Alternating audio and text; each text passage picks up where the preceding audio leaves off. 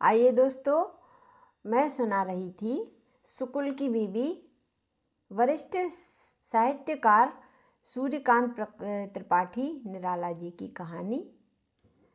तो इसका शेष भाग सुनाती हूँ। मैंने चितवन देखी, आंखें सजल हो आईं। कहा, मैं तैयार तो हूँ।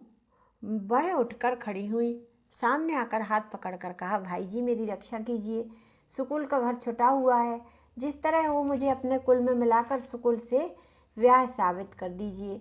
उसकी बड़ी बड़ी आंखें दो बूंद आंसू कपोलों से बहकर मेरी हथेली पर टपके। मैं खड़ा हो गया और अपनी चादर से उसके आंसू पोंछते हुए कहा, तुम मेरे चाचा जी की लड़की, मेरी छोटी बहन हुई। मेरे चाचा सस्त्रीक बंगाल में आकर गुजरे हैं। उनकी एक कन्या भी थी, देश में आई थी। आनंद से भरकर वह मेरा हाथ लेकर खेलने लगी। इसी समय शुक्ल आए। पूछा, राम कहानी हो गई? मैंने कहा, अभी नहीं, कहानी से पहले की भूमिका समाप्त हुई है। शुक्ल भरकर उसने कहा, कोलंबस को किनारा देखा? शुक्ल बड़े प्रसन्न पदक्षेप से मेरे पास आए। पूछा, चाय कुछ बची है? सबकी सब, मैंने कहा, पर ठंडी हो गई होगी, गर्म करा लो। बीवी की तरफ मुड़कर उसने पूछा, लेकिन तुम्हारा नाम अभी तक मालूम नहीं कर पाया। जहाँ से आई हूँ, उसने कहा, वहाँ की पुखराज हूँ और यहाँ की पुष्कर कुमारी है। कुंवर, मैंने कहा, जल्दी करो, तुम्हारी मुर्गी स्वादिष्ट होगी, पर कहानी और स्वाददार हो सकती है। दोनों के लिए मुझे बहुत उतावली है। कुंवर चाय बनाने लगी। पंप करते समय सर की साड़ी सरक गई, फिर नहीं संभाला। शुक्ल की आंखें लोभी भौरे की तरह उसके मुंह पर ही लगी रहीं। मैंने वहीं स्नान किया, शुक्ल की धोती पहनी, भोजन किया। बिल्कुल मुसलमानी खाना था। वैसी ही चपातियाँ, वैसा ही कोरमा, वही चटनी, वही मुरब्बा, वही मिठाई। खाते हुए मैंने अनुमान लगाकर पूछा, कुंवर, हिंदू भोजन भी पका लेती हो या नहीं? उसने हाँ कहकर शुक्ल की तरफ इशारा किया कि इनसे सीखा है।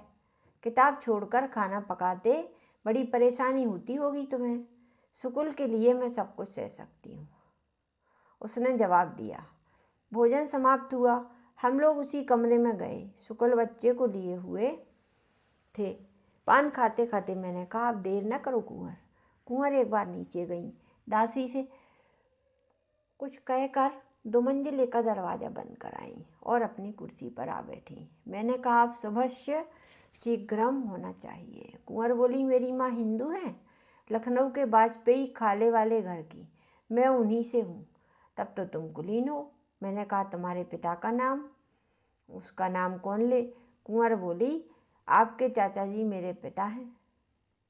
कुंवर भर गई, रुककर संभलने लगी, फिर बोली, वाजपेयी जी को एक ब्याह से संतोष नहीं हुआ था, दूसरी शादी की, तब मैं पेट में थी। बेटा मेरा ननिहाल है, सिर्फ नानी थी।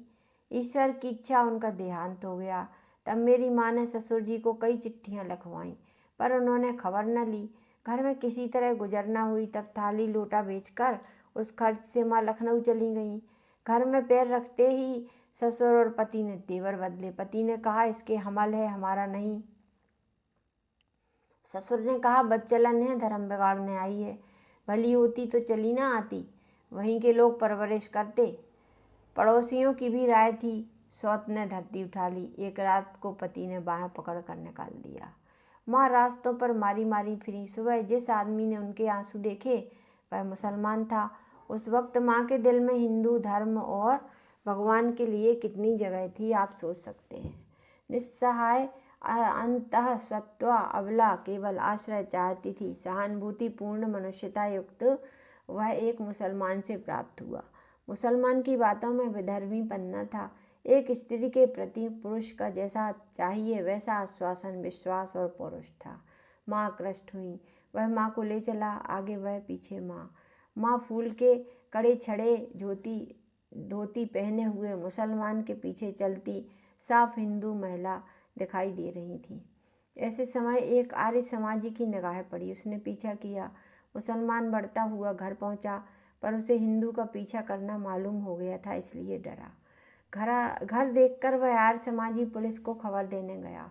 इधर मुसलमान ने भी पेशबंदी शुरू की।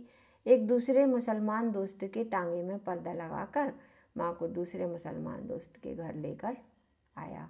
पुलिस की तहकीकात जारी हुई। साथ साथ माँ का एक मुसलमान के घर से दूसरे मुसलमान के घर होना। अंत में वह एक ऐसे घर पहुँची जो एक इंस्पेक्टर पुलिस का था। इंस्पेक्टर साहब छुट्टी लेकर उस वक्त रह रहे थे।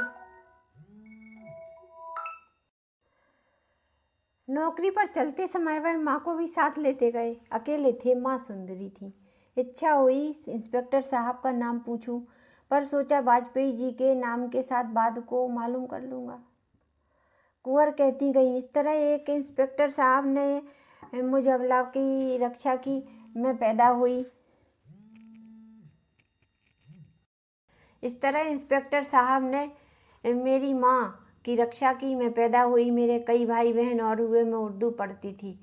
मुसलमान पिताजी का लखनऊ तबादला होने पर अंग्रेजी पढ़ने लगी। 9th क्लास में थी। माँ से पिताजी की बातचीत हुई मेरी शादी के बारे में। मैं कमरे से बाहर खड़ी थी, उन्हें मालूम न था। उस रोज़ मुझे कुछ आभास मिला। पहले माँ को नाराज़ होने पर जिन शब्दों में अभिहित करते थे उनकी सच्चाई समझी। मेरी आँख खुली, बड़ी लज्जा लगी। हिंदू मुसलमान इन दोनों शब्दों पर किसी की तरफदारी के लिए। एक रोज़ माँ को रोककर मैंने पकड़ा। जो कुछ सुना था और समझा था कहा, और बाकी ब्यौरा समझाने के लिए उनसे अनुनय विनय की। एकांत में माँ ने अपना सारा हाल सुनाया और ईश्वर को स्मरण कर उनकी इच्छा कहकर खामोश हो गई। मुझे जातीय गर्व से घृणा हो गई। मैंने कहा, मैं शादी नहीं करूँगी, जी भर कर पढ़ना चाहती हूँ। बस यहीं से मेरे विचार बदले। मैट्रिकुलेशन पढ़कर मैं IT कॉलेज गई और दूसरे विषयों के साथ हिंदी ली। FA पास हो, BA में गई। आखिरी साल सुकुल को देखा। कहने के साथ कुंवर का जैसे नेह का स्रोत फूट पड़ा। कुछ रसपान मैंने भी किया। कहा, कुंवर, यहाँ अच्छी तरह से वर्णन करो। हिंदी के कहानी लेखक और पाठक बहुत प्यासे हैं। कुंवर जमकर सीधी हुई, बोली, सुकुल तब क्रिश्चियन कॉलेज में प्रोफेसर थे। प्रिंसिपल को आश्वासन दिया था कि ईसाई धर्म को वह संसार का सर्वश्रेष्ठ धर्म मानेंगे, लेकिन बूढ़े पिताजी का लिहाज था और वह 2-4 साल में चलते हैं। बाद को सुकुल क्रिश्चियन के अलावा दूसरा अस्तित्व नहीं रखते। कुछ निबंध भी प्रमाण के तौर पर लिखे। दूरदर्शी प्रिंसिपल ने तब सिफारिश की और इन्हें जगह मिली। मेरे मकान के सामने ठहरे थे। बड़ी संभाल से हैट लगाते थे कि कहीं चोटी न दिख पड़े। पगड़ी के भीतर विभीषण के तिलक की तरह। कभी मिसेस सुकुल आती थी, कभी अकेले ठोकते खाते थे। मुझे इतना जानते थे कि इस मकान से कोई कॉलेज जाती हैं। एक दिन की बात, मैं छत पर थी। शाम हो रही थी। सुकुल बरामदे में बैठे थे। मौसम बरसात का था। बादल मदन की वैजंती बने हुए। ठंडी हवा चल रही थी। पेड़ पौधे लोट पोट, क्या कहूँ, मैं भी ऐसी हवा से लहराई। बहुत पहले कुछ ईंटें बाहर देखने के लिए जमा रखी थी, उन पर खड़ी हो गई। अवरोध के पार सर उठाकर देखा, सुकुल बैठे थे। कई बार पहले भी देख चुकी थी। सुकुल ने न देखा था। अब की निगाह एक हो ही गई। सुकुल की जनरल की मूछें, बाघ का मुख, कालिदास की आंखें। माफ़ कीजिएगा, मैं बकरे को कालिदास कहती हूँ। टकटकी बंध गई। मुझे किसी ने जैसे गुदगुदा दिया है। बकरे को कालिदास कहती हैं, अर्थात सुकुल बक्का मुँह बकरे जैसा दिखता है। इतनी बिजली भर गई कि मैंने फौरन सुकुल को फौजी सलामी दी। होश में आ लजाकर बैठ गई। फिर कई दिन आंखें नहीं मिलाई। छिप छिप कर देखती रही। सुकुल दूसरों की नज़र बचाते कितने बेचैन थे। मुझे लुत्फ आने लगा। शिकार की तड़फड़ाहट से शिकारी को जो खुशी होती है वही मुझे मिली। बरामदे में सुबह शाम बैठना सुकुल का काम हो गया और देखना मेरा काम। कहीं न जाते थे। इधर उधर देखकर निगाह इसी तरफ जमा देते थे। जगह खाली देखकर आहें भरते थे। मैं दीवार के छेद में से देखती थी। एक रोज़ फिर उसी तरह दर्शन देने की इच्छा हुई। ईंटें बिखेर दी थीं, इकट्ठी की, खड़ी हुई। सूरज मुँह के सामने था। सुकुल ने देखते ही हाथ जोड़कर मुझे प्रणाम किया। मैं कागज़ का एक टुकड़ा लेकर गई थी। उसकी गोली बनाकर उसे नीचे डाल दिया। उस पर सुकुल की जैसी निगाह थी वैसी नादिर शाह की कोहिनूर पर भी न रही होगी, ना अंग्रेजों की अवध पर। मारे आकर्षण के मुझे न रहा गया। पूछा क्या लिखा था?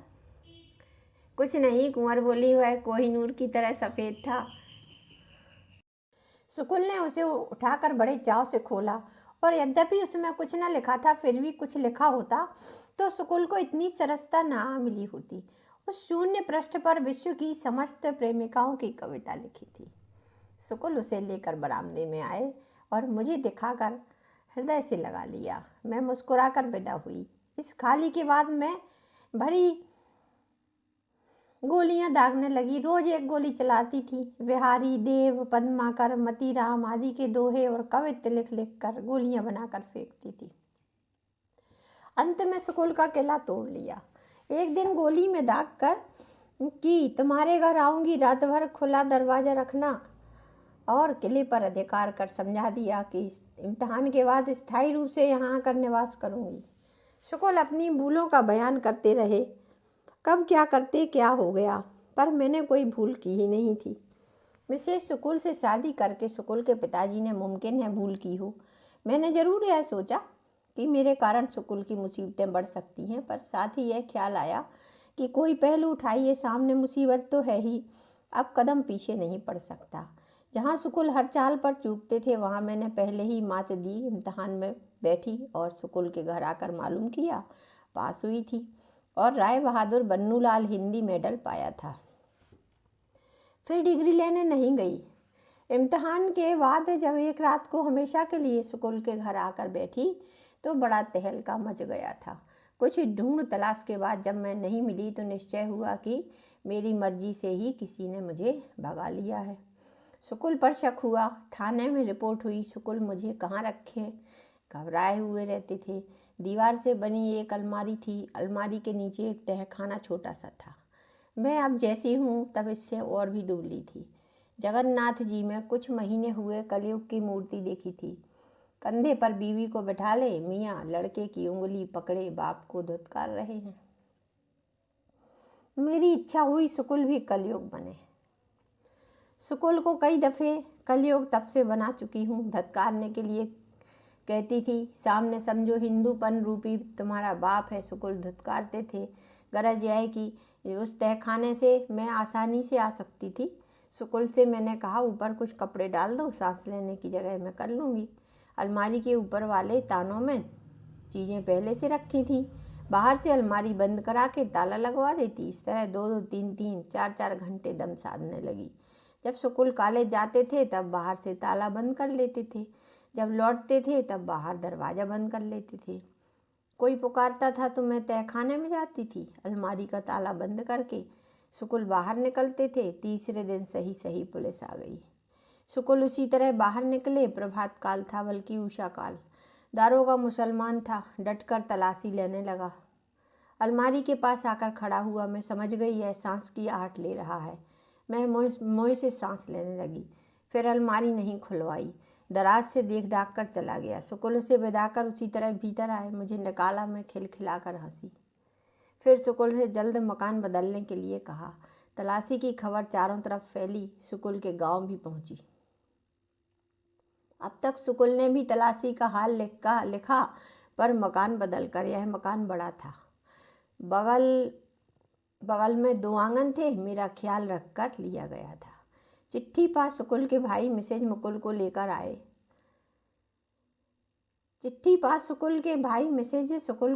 आए। हम पहले ही सतर्क थे। बड़े मकान में सुकुल रहने लगे। मैं अपना गुप्त जीवन व्यतीत करती रही। मुझे कोई कष्ट न था, पर सुकुल की ड्यूटी बढ़ गई थी। सौभाग्य कहूँ या दुर्भाग्य, 3-4 महीने रहकर मिसेज सुकुल बीमार पड़ी और 7-8 दिन के बुखार में उनका इंतकाल हो गया। सुकुल के भाई चले गए थे। इन्होंने फिर किसी को नहीं बुलाया। किसी तरह मित्रों की मदद से उनका अंतिम संस्कार कर दिया। सुकुल से पूछकर मैं तुम्हारा हाल मालूम कर चुकी थी। जानती थी मुझे ही अपनी नाव खेनी है, पर तुम्हारा पता मालूम न कर सकी। इतनी ही चिंता रह रहकर होती थी। मिसेस सुकुल के रहते मैंने मिस्टर सुकुल को तुम्हारे गांव भेजा था। तुम ही जैसे मेरा सहारा हो सकते थे। मिसेस सुकुल के रहने पर मुझे कोई अड़चन न थी, ना अब ना तब न रहने पर कोई सुविधा भी थी। यह बच्चा मिसेस शुक्ल का है। बड़ी कठिनाइयों से तुम्हारा पता लगा था। मिसेस शुक्ल के गुजरने पर हम लोगों को विवश होकर लापता होना पड़ा। पास इतना धन था कि 1.5 साल का खर्चा चल जाए। इतने दिनों बाद हमारी साधना सफल हुई। मैंने कुंवर को धन्यवाद दिया। कलकत्ते में ही उसका ब्याह कर दूंगा, यह आश्वासन देकर उससे विदा ली। सेठ जी बैठे थे। एकांत में ले जाकर यह हाल उनसे कहा। वह सहमत हो गए। वे बोले, मगर मुंशी जी से न कहिएगा, उनके पेट में बात नहीं रहती। शुभ मुहूर्त में विवाह की तैयारियां होने लगी। एक दिन आमंत्रित हिंदी भाषी विभिन्न प्रांतों के साहित्यकों की उपस्थिति में शुक्ल के साथ श्री पुष्कर कुमारी का ब्याह कर दिया। प्रीति भोज में अनेक कन्वजिए सम्मिलित थे और मुर्गी भी खाई गई थी। देश में यह शुभ संदेश शुक्ल के पहुंचने से पहले पहुंचा। कुंवर अब भी है। यह कहानी थी शुक्ल की बीवी और मैं हूँ शोभा शर्मा। अब दीजिए विदा। अगली कहानी तक के लिए विदा।